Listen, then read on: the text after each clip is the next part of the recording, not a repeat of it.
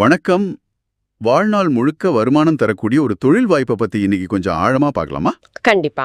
நம்ம கிட்ட இப்போ இருக்கிறது நீங்க அனுப்புன அந்த எஸ்பி இன்ஜினியரிங் நிறுவனத்தோட யூடியூப் காணொளி. இன்டர்லாக் மற்றும் ஃப்ளை ஆஷ் செங்கல் இயந்திரங்கள் பற்றியது. ஆமா.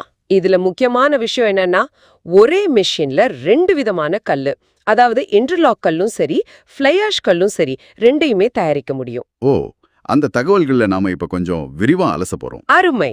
சரி, அப்போ இந்த மிஷின்ஸ் எப்படி வேலை செய்யுது, முதலீடு எப்படி, அரசு உதவி கிடைக்குமா, இதெல்லாம் பார்க்கலாம். முதல்ல இந்த இரட்டை பயன்பாடு சொல்றீங்களே, அது எந்த அளவுக்கு முக்கியம்? அது ரொம்ப முக்கியமான பாயிண்ட். பாருங்க, ஒரே மிஷின்ல டை கூட மாத்தாம 2 வகை கல்லையும் தயாரிக்கிறது எஸ்பி இன்ஜினியரிங்கோட ஒரு ஸ்பெஷல் டிசைன். சரி. இப்போ மார்க்கெட்ல பாத்தீங்கன்னா சில சமயம் இன்டர்லாக் கல்லுக்கு டிமாண்ட் இருக்கும், சில சமயம் ஃப்ளை ஆஷ்க்கு இருக்கும். ஆமா ஆமா. அப்படி இருக்கும்போது ஒண்ணுக்கு ஆர்டர் கம்மியா இருந்தாலும் இன்னொன்னு தயாரிச்சே நஷ்டம் வராம பாத்துக்கலாம். ஒரு பிசினஸ் பாதுகாப்பு மாதிரி இது. ஓ, அது நல்ல யோசனை தான். சரி, அப்புறம் என்னென்ன மாடல் மிஷின்ஸ் இருக்குது, அதோட கெப்பாசிட்டி எப்படி? அந்த வீடியோல காட்டுறாங்க. இப்போ ரோட்டரி மிஷின் ஒன்னு இருக்கு. அது ஒரு ஷிஃப்ட்டுக்கு ஒரு 10,000 12,000 கல் வரைக்கும் பண்ணுன்னு சொல்றாங்க. 10,000 12,000? ஓகே. அப்புறம் இந்த 4 கல் மிஷின், இதுதான் அந்த டுவல் பர்பஸ் உள்ளது. இதுல ஒரு 4 பேர் வேலை செஞ்சா ஒரு நாளைக்கு ஒரு 7,000 8,000 கல் வரைக்கும் தயாரிக்கலாம். இந்த 4 கல் மிஷின், இதுக்கு எவ்வளோ கரண்ட் தேவைப்படும், ஆட்கள் எவ்வளோ வேணும்? அதுக்கு ஒரு 20 ஹெச்பி பவர் போதுன்னு சொல்றாங்க. 20 ஹெச்பியா? சரி சரி. ஆமா, இது பொதுவா சின்ன நடுத்தர யூனிட்ல சமாளிக்கக்கூடிய அளவு தான். பெரிய கரண்ட் கனெக்ஷன் அப்கிரேடு தேவையில்லை. ஆள் தேவையும் கம்மின்னு தான் சொல்றாங்க. ஓகே. இதை விட இன்னும் ஜாஸ்தி ப்ரொடக்ஷன் வேணும்னா 5 கல் 6 கல் மிஷினும் இருக்குதான்.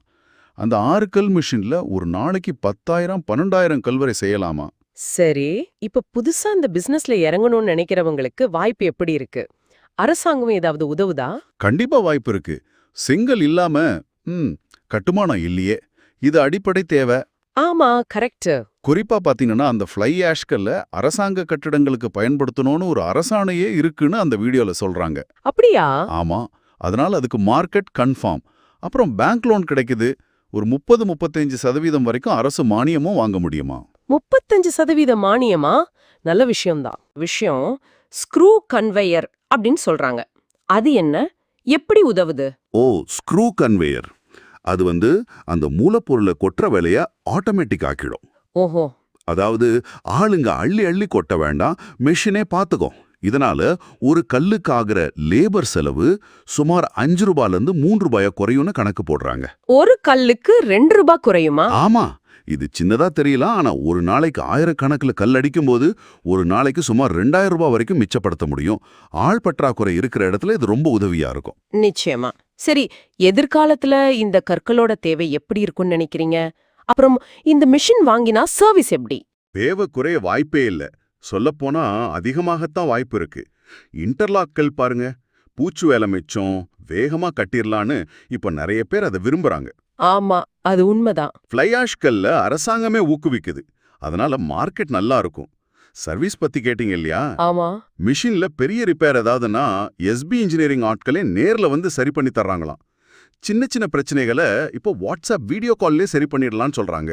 ஓ, அப்போ சர்வீஸ் பத்தி பெரிய கவலை இல்ல. சரிதான். ஆக மொத்தம் பார்த்தா இந்த எஸ்பி இன்ஜினியரிங் மிஷின்ஸ், ஒரே மிஷின்ல 2 கல், குறிஞ்ச ஆட்கள், குறிஞ்ச கரண்ட், அரசு மானியம், நல்ல எதிர்காலம்னு பல நல்ல விஷயங்களோட ஒரு அருமையான தொழில் வாய்ப்பா தெரியுது. ஆமா, இங்க நீங்க யோசிக்க வேண்டிய ஒரு விஷயம் இருக்கு. இது மாதிரி புது டெக்னாலஜி வரும்போது நம்ம பாரம்பரிய செங்கல் சூளை மாதிரி தொழில்கள் எப்படி பாதிக்கப்படுது, இல்ல எப்படி தங்களை மாத்திக்கிறாங்க? யோசிக்க வேண்டிய பாயிண்ட் தான். அதே மாதிரி இந்த ஃப்ளை ஆஷ் மாதிரி பொருட்களை கட்டாயமாக்குற அரசாங்க ஆணைகள் இந்த மாதிரி மெஷின் உற்பத்தியாளர்களை எந்த அளவுக்கு சார்ந்து இருக்கு, அவங்கள எப்படி இது வளர்த்து விடுது, இதையும் நீங்க யோசிச்சு பார்க்கலாம். நிச்சயமா. நேயர்களே, நீங்களும் யோசிங்க. அந்த காணொளி தகவற்படி இந்த நிறுவனம் சேலம் ஓமலூர் ரோட்ல மணிபால் ஹாஸ்பிட்டல் பக்கத்துல இருக்குதான். ஆமா. அடுத்த முறை இன்னும் பல பயனுள்ள தகவல்களோட சந்திக்கிறோம். நன்றி. நன்றி.